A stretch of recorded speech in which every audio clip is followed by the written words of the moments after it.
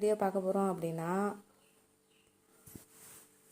பருவமழையில் ஆடுகளுக்கு வரும் நோய்களை பற்றி தான் பார்க்க போகிறோம். மறக்காமல் சேனலை சப்ஸ்கிரைப் பண்ணிவிட்டு லைக் பண்ணிடுங்க.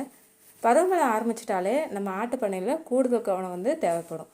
மழை, ஈரப்பதம், சேரும் சகதியுமாக சேரும்போது ஆடுகளுக்கு சில நோய்கள் வர்றதுக்கு வாய்ப்பு இருக்குது. முதல்ல சளி, இருமல், மூச்சு திணறல், இந்த மாதிரி சுவாச பிரச்சனைகள் வரலாம்.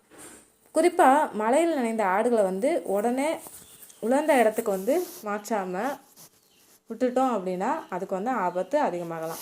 அடுத்தது அந்த கால் குழம்பு அழுகல்.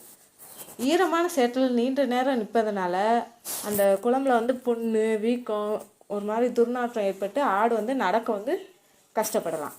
மழை காலத்தில் பார்த்திங்கன்னா கழிசல், குடல் சம்மந்தமான பிரச்சனைகளும் வர்றதுக்கு வாய்ப்பு இருக்குது.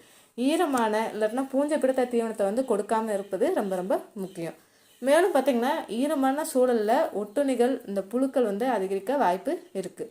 அதனால் கால்நடை மருத்துவரோட ஆலோசனையோட குடற்புழு கட்டுப்பாட்டு நடவடிக்கையை மேற்கொள்ளணும். முக்கியமாக ஆட்டுக்கொட்டைகளை தண்ணி தேங்காமல் பார்த்துக்கணும். தரை முடிஞ்ச வரைக்கும் உலர்ந்து சுத்தமாகவும் வச்சுருக்கணும்.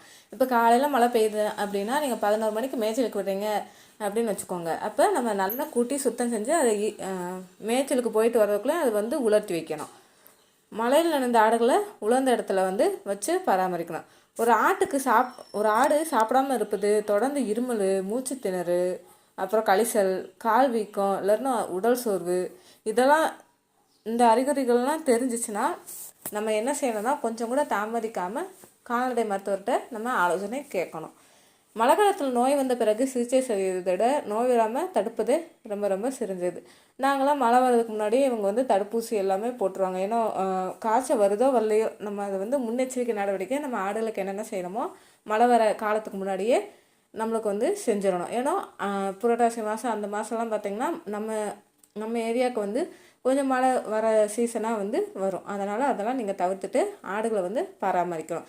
இந்த தகவல் கண்டிப்பாக பயனுள்ளதாக இருந்தால் உங்கள் ஆட்டு பண்ணையில் மற்ற ஆடு வளர்ப்பவங்களுக்கும் ஷேர் பண்ணுங்கள். வீடியோக்கு மறக்காமல் லைக் பண்ணிவிட்டு போங்க. நாளைக்கு என்ன வீடியோ போடலான்னு சொல்லிட்டு நாளைக்கு பார்க்கலாம்.